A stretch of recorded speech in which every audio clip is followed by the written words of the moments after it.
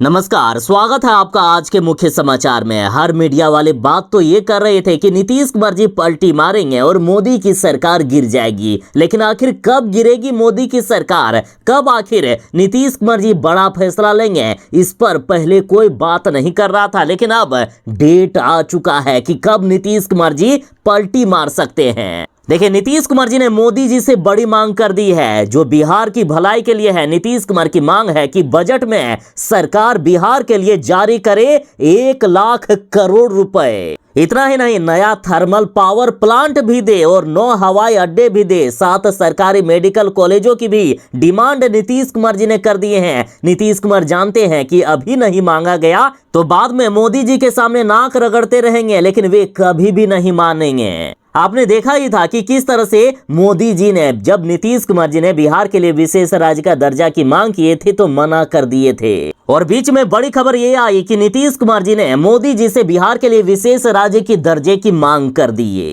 लेकिन बीजेपी ने जो फैसला लिया है ना, उससे नीतीश कुमार जी को सबसे बड़ा झटका लगा। तो आखिर क्यों नहीं पलटी मारेंगे नीतीश कुमार जी, जब बिहार की जनता के लिए कुछ काम बीजेपी वाले करना ही नहीं चाहते हैं। देखिए, बड़ी खबर है, बिहार को विशेष राज्य का दर्जा नहीं मिल रहा है, इसलिए नीतीश कुमार जी ने अब विशेष पैकेज की मांग की है। और यदि फिर भी बीजेपी वाले मांग नहीं माने तो नीतीश कुमार जी 29 जून को दिल्ली में बैठक कर रहे हैं और उसी दिन पलटी मारने का ऐलान कर देंगे, उसी दिन इस्तीफा दे देंगे। लोकसभा चुनाव के बाद मुख्यमंत्री नीतीश कुमार जी ने बिहार में 5 से 6 बार मीटिंग कर लिए हैं और हर मीटिंग में यही बातें हो रही थी कि बिहार को विशेष राज्य का दर्जा मिलना चाहिए, लेकिन बीजेपी वाले नहीं माने। और बड़ी खबर यह है कि केंद्रीय वित्त मंत्री को जो ज्ञापन सौंपा गया है उसमें बिहार के लिए कहीं भी विशेष राज्य का दर्जे का जिक्र ही नहीं है, क्योंकि बीजेपी वालों ने पहले ही साफ कर दिया कि नहीं मिलेगा विशेष राज्य का दर्जा। और ये बात यदि बिहार की कोई भी जनता सुनेगी, चाहे उन्होंने कितने भी एनडीए को समर्थन किया हो। देखिए, इस बार 40 में से 30 सीटें एनडीए को बिहार की जनता ने दे दिए, फिर भी बीजेपी वाले बिहार के लिए एक रत्ती भर भी नहीं सोच रहे हैं। और अब नीतीश कुमार जी ने सीधी चुनौती बीजेपी को दे दी है कि 29 जून के लिए अब तैयार हो जाइए। यदि बिहार को विशेष पैकेज नहीं मिला, हमारी मांगे नहीं मानी गई, तो 29 जून के लिए तैयार रहिएगा बीजेपी वाले। दिल्ली में फिर से मुख्यमंत्री नीतीश कुमार जी चौंकाने वाले हैं, बीजेपी को पलटी मारने का ऐलान करने वाले हैं। और अब चंद्रबाबू नायडू भी कहां कम रहने वाले थे, उन्होंने भी मांग दिया है आंध्र प्रदेश के लिए विशेष राज्य का दर्जा। जी हां, बिल्कुल सही सुना आपने। देखिए, केंद्र सरकार के पास बिहार को विशेष राज्य का दर्जा और विशेष पैकेज देने के लिए पैसे नहीं खुल रहे हैं। और अब चंद्रबाबू नायडू ने भी बड़ी मांग कर दी है कि अब आंध्र प्रदेश को भी विशेष राज्य का दर्जा मिलना चाहिए। यानी मोदी जी यदि एक को मनाते हैं, दूसरा नाराज हो जाता है। बिहार को ना तो ये विशेष राज्य का दर्जा दे पा रहे हैं और ना तो अब आंध्र प्रदेश को। ऐसे में दोनों ही नीतीश कुमार जी और चंद्रबाबू नायडू पलटी मारने के लिए तैयार हो चुके हैं। और सुनिए, नीतीश कुमार जी ने चंद्रबाबू नायडू से फोन पर इस विषय में बात भी कर लिए।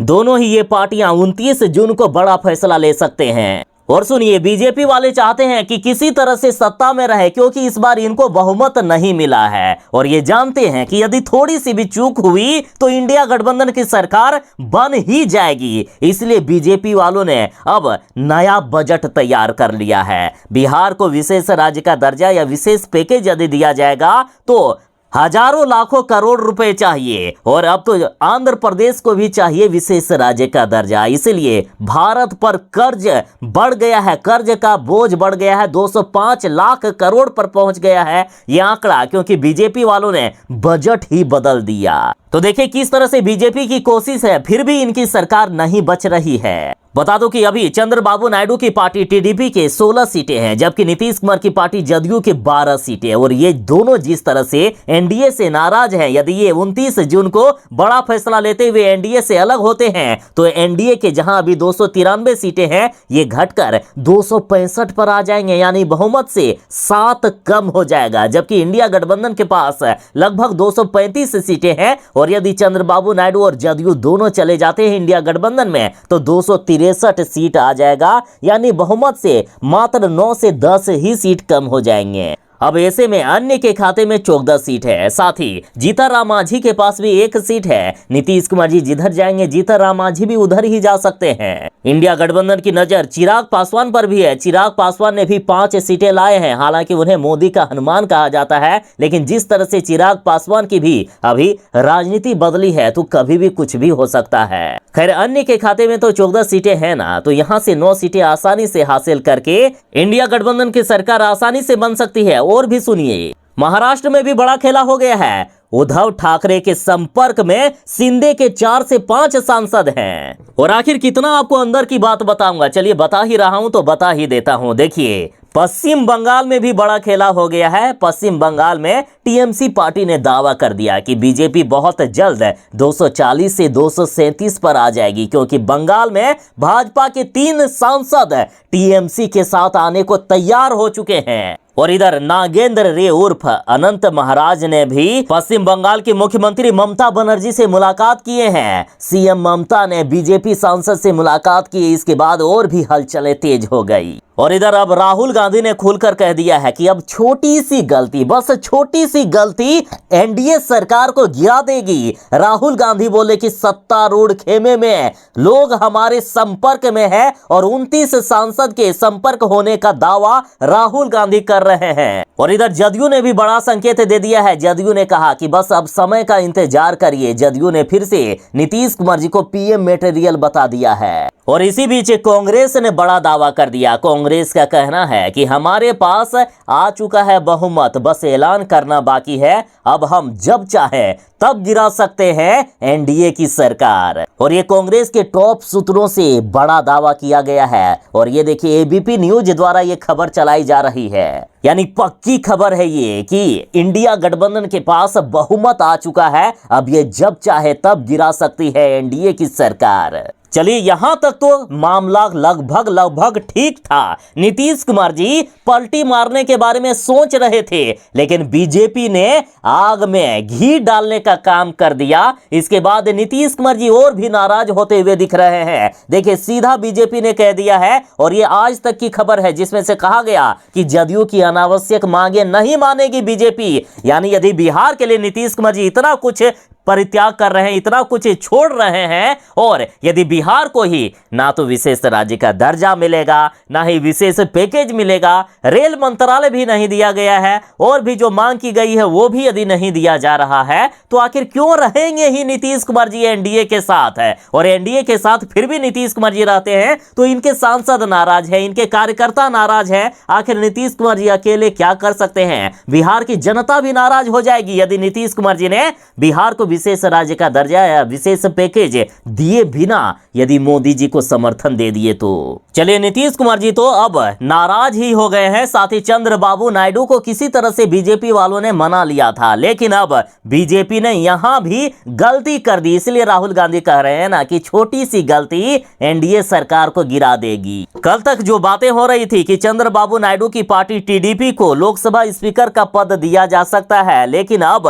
बीजेपी ने कह दिया कि बीजेपी झुकने वाली नहीं है, क्योंकि बीजेपी के 240 सीट है, तो आखिर हम 16 सीट वाले टीडीपी के आगे कैसे झुक जाएंगे। और इसलिए बीजेपी ने फैसला किया है कि अब अपने पास ही लोकसभा अध्यक्ष का पद यानी लोकसभा स्पीकर का पद बीजेपी रखेगी। टीडीपी को डिप्टी स्पीकर देने पर विचार किया जा रहा है, जिससे टीडीपी के चंद्रबाबू नायडू भी अब काफी गुस्से में नजर आ रहे हैं। और इसी बीच बड़ी खबर यह आ गई है कि नीतीश कुमार जी ने एक बार फिर से तेजस्वी यादव से मुलाकात कर लिए हैं, और यह गुप्त मुलाकात हुई है। और अब तो नीतीश कुमार जी ने चंद्रबाबू नायडू से भी फोन पर बात कर ली। और नीतीश कुमार जी को आप जानते हैं कि नीतीश कुमार जी कुछ भी कर सकते हैं। आज यदि इंडिया गठबंधन बना है, यदि मोदी सरकार बहुमत नहीं ला पाई है, तो उसका कारण सिर्फ नीतीश कुमार ही है। नीतीश कुमार ने ही इंडिया गठबंधन को बनाने का काम किया, तो जो पूरे देश की विपक्षी पार्टियों को एकजुट कर सकते हैं, वो आखिर क्या ही नहीं कर सकते।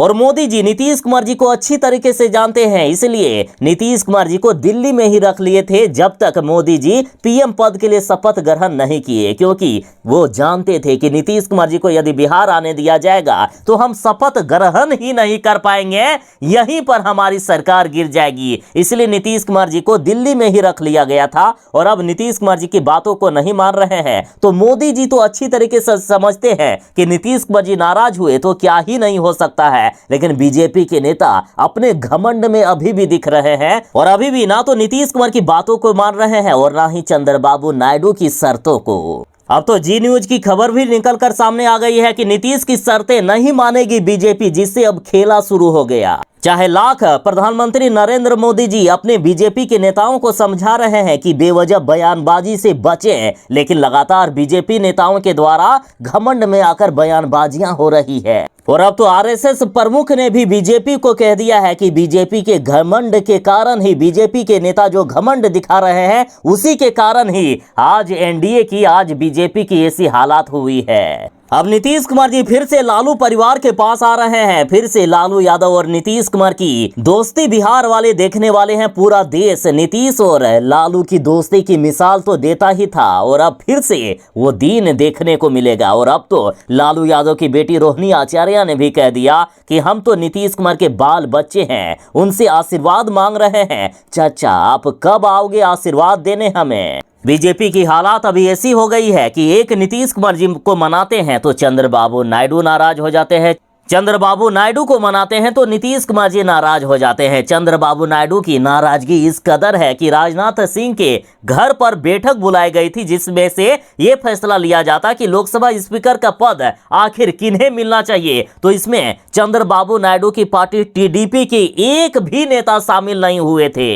सीधा सीधे टीडीपी पार्टी का यही कहना है कि कोई भी मीटिंग नहीं होना चाहिए, लोकसभा स्पीकर का पद हमें मिलना चाहिए तो मिलना चाहिए, इसके अलावा हम कोई भी बात मानने को तैयार नहीं हैं। नीतीश कुमार जी ने भी एनडीए को चुनौती दे दी है कि 29 जून के लिए अब तैयार हो जाइए, यदि हमारी मांगों को नहीं माना गया तो एनडीए की सरकार को ही गिरा देंगे। बाकी आप एनडीए सरकार के बारे में क्या सोचते हैं? जिस तरह से एनडीए वाले या बीजेपी वाले लगातार दावा कर रहे हैं कि हम 5 सालों तक सरकार चलाएंगे, तो क्या जिस तरह से राजनीतिक हालात बनी हुई है 5 सालों तक बीजेपी की सरकार चल सकती है? कमेंट में अपनी राय जरूर ही दीजिएगा। वीडियो अच्छी लगी हो तो वीडियो को लाइक करके ज्यादा से ज्यादा शेयर जरूर ही कर दें और जो चैनल पर नए हैं कृपया चैनल को सब्सक्राइब करके आपकी सेवा करने का भी एक अवसर अवश्य ही प्रदान कीजिएगा। चलिए मिलते हैं बस थोड़ी ही देर में नई खबरों के साथ, नई अपडेट के साथ।